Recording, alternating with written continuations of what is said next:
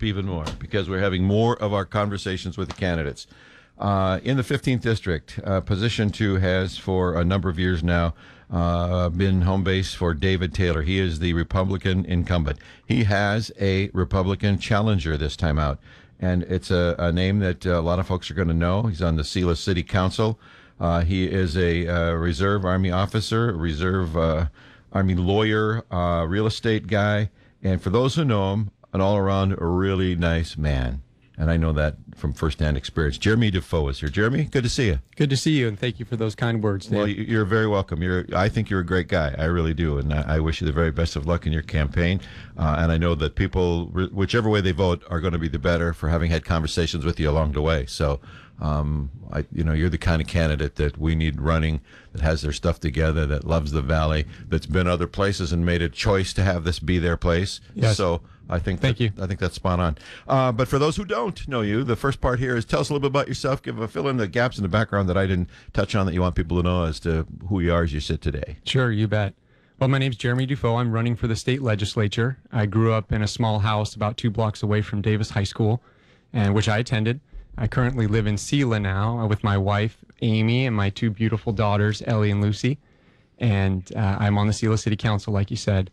I do real estate development and investing. I would mainly senior, student, and family housing. Mm-hmm. And I've also was an early investor in the Hogback redevelopment projects. A couple of those folks may know in Yakima, the Chipotle Harbor Freight Tools on South First Street, and also the Montgomery Wards over on 24th and Nob Hill. Hogback's been fantastic for what they're bringing to town. Yeah, great group of folks, and I've been fortunate to take a passive investing role in that, and those have been very successful, both for the community and also for myself. And for those guys as well, and it's well deserved, in my opinion.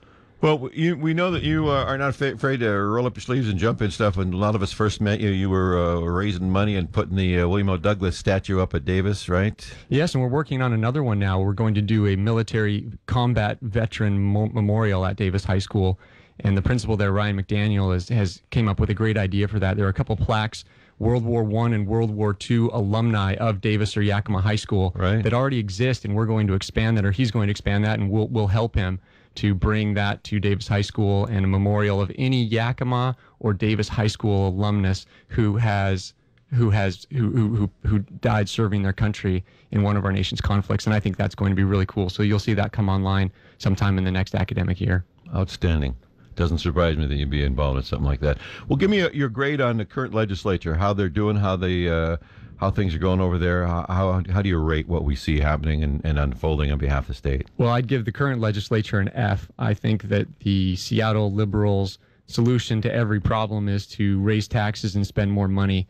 And I don't believe that that is an effective solution or a sustainable solution for our state.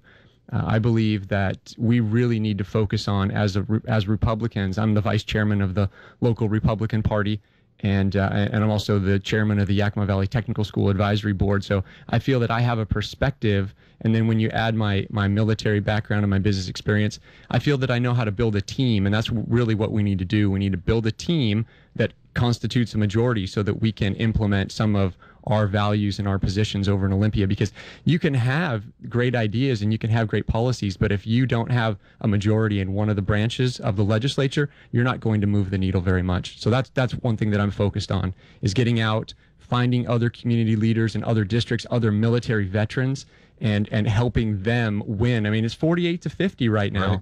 Yeah. R to D, so we are close, and I think I have something to offer in that regard to help tip us over the edge. There's a couple seats right around Pierce County, in Pierce County, Joint-Base Lewis McChord, where I have some friends, have some folks who I think would make fantastic legislators, and those seats are currently held by Ds.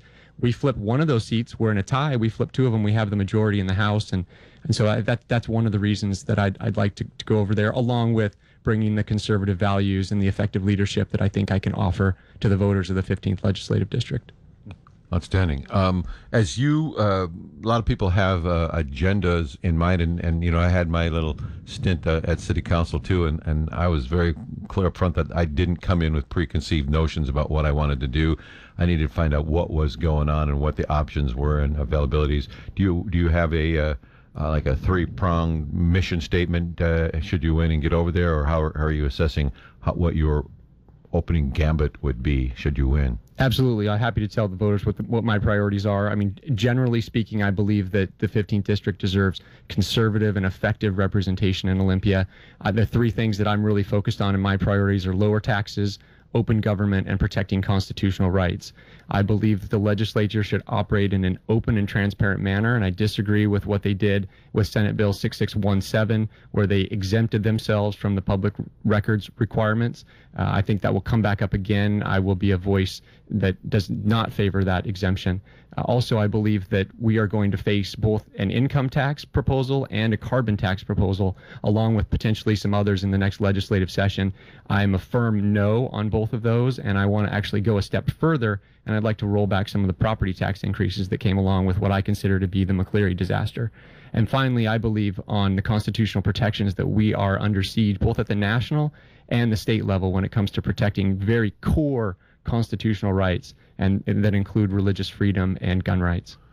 Wow, you, as we say in the business, you are playing the hits. I mean, those are the things that we talk about here all the time. Those are the things that the Valley is concerned about. The arrogance over lack of transparency, is that intentional arrogance in your opinion, or is that just a tone deaf, out of touch? I mean, how do you define the legislature acting repeatedly as though they're not working on behalf of the people?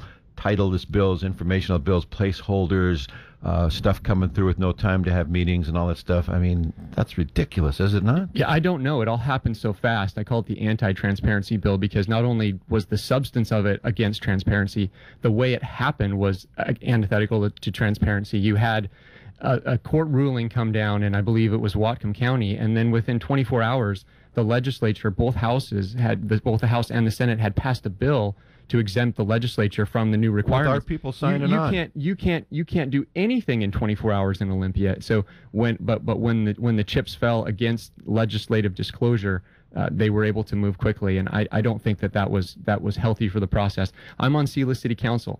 Anybody wants to see my records, they're an open book. Right. And as are the records of every county commission, school district, weed control district, mosquito abatement district. Everybody has to abide by the Public Records Act and the Open Public Meetings Act, except for individual legislators. So I was really surprised that came down, and I haven't had a lot of conversations. I have heard from some legislators that they were concerned about constituent privacy and administrative burdens. Redact, hello. But those same concerns apply at the local level. We deal with sensitive issues on the city council. We have folks that have concerns about things. School districts certainly deal with them. We have children with disabilities that are seeking assistance, and that's all part of the public record. So like you said, Dave, redaction or just taking a harder look and saying the voters made a clear choice when they passed these initiatives. These were voter-passed initiatives, that transparency in government and government serving the people was a superior interest to the concerns of administrative burdens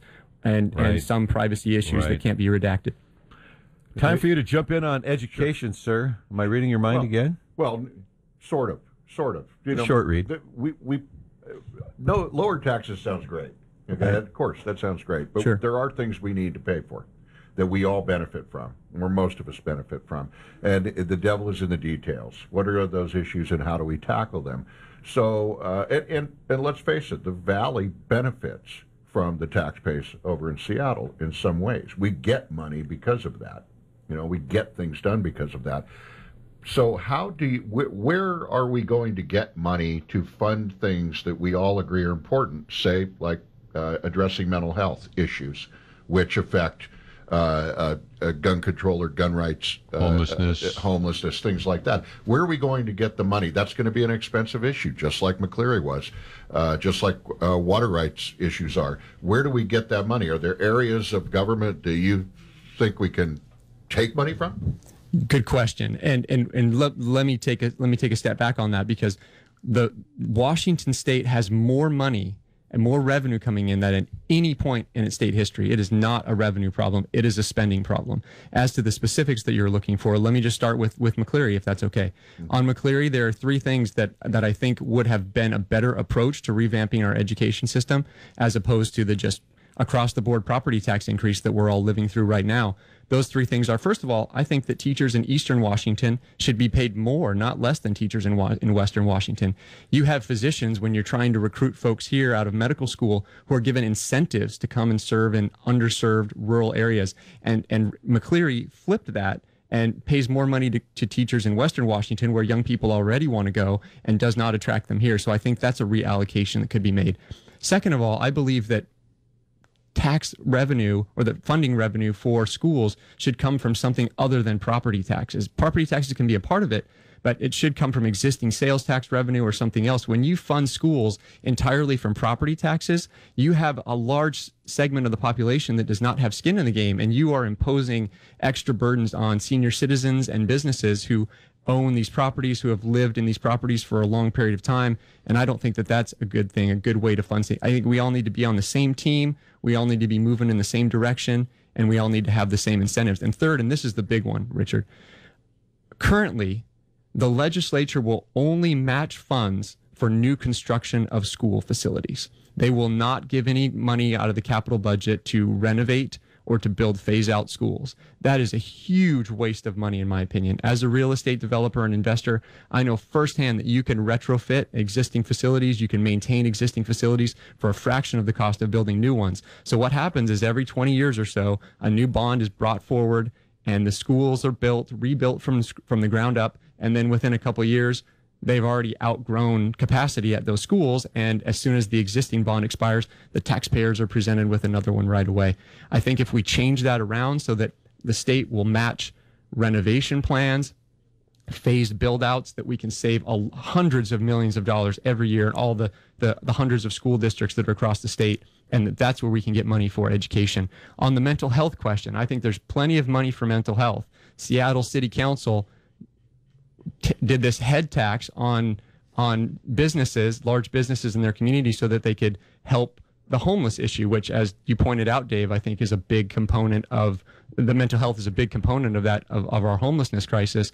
But before they'd even spent the money, they went back out for more. So no one's really giving the Seattle folks aren't really giving any of this a chance to succeed. And I think they're making a mistake in just seeking more money. It's really about more money. It's not about helping these folks, in my opinion. On the mental health side in our state, I think our governor has been missing in action at our state's mental health institutions. Western and Eastern are both under audits from the federal government. Costing us some money. Right costing now. us a lot of money. And if we would just use and manage our existing facilities much better and create models that we could then expand to other areas. For example, in Selah, we've just approved, the city council just approved an opportunity for some mental health beds to become available at the Selah School in Selah. And there's options to do that, but doing that before the management issue has been addressed and resolved is just digging ourselves into a deeper hole, in my opinion. And I think the governor bears primary responsibility for those errors. I could continue this for a long time. I really enjoy your command of the information and willingness to give specifics and engage. I think that's awesome. But we're about out of time. So what I need you to do is give me the old, you're stuck in an elevator with Dave and Richard, poor you. But here's your chance to win us over. So what's your elevator speech? Why do we want to cast our vote for Jeremie Dufault? Well, I'm glad to make the elevator speech because I have a voter sitting right next to me here in Richard. So he's going to have a ballot with my name on it in a couple days. So I'll do the best I can. I believe in conservative and effective representation for our district, and I think I can provide that. The priorities that I'll bring to the table are lower taxes, open government, and protecting constitutional rights, especially religious freedom and gun rights. And I'm a team builder. I think I can go over and I can help us get a majority in the House with the military and business experience I have and my life experience that's been focused on building teams and not focusing on the individual and the successes that can be made when we are a force multiplier, as we would say in the military. Right. Yes, indeed. Jeremie Dufault, best of good luck. You've got probably like the most active, I think there's, what, 4 of you guys running in the second position 2 in the 15th district? That's right. So top 2 move on.